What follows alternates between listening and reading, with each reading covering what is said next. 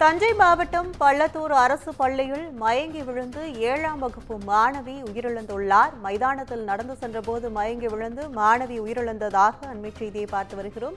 கூடுதல் விவரங்களை செய்தியாளர் சரவணன் வழங்க கேட்கலாம். வணக்கம் சரவணன், இந்த மாணவியின் உயிரிழப்பு எவ்வாறு நிகழ்ந்தது? கூடுதல் விவரங்கள் என்ன? வணக்கம் கற்பகம்.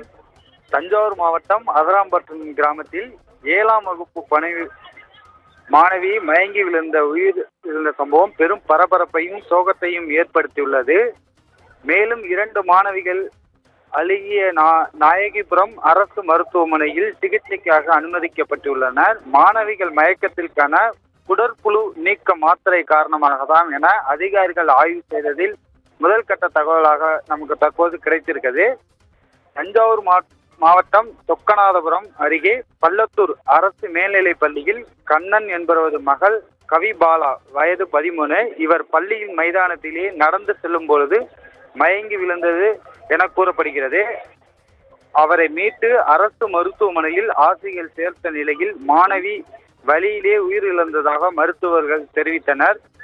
மேலும் மயக்கமடைந்த குக்கரம்பை பகுதியை சேர்ந்த 10ஆம் வகுப்பு மாணவி தியா, ஆண்டிக்காடு பகுதியை சேர்ந்த 11ஆம் வகுப்பு மாணவி சகாயமேரி ஆகிய இருவரும் அழகி நாயகபுரம் ஆரம்ப சுகாதார நிலையத்தில் சிகிச்சை பெற்று வருகின்றனர். இச்சம்பவம் பெரும் பரபரப்பையும் சோகத்தையும் ஏற்படுத்தியிருக்கிறது.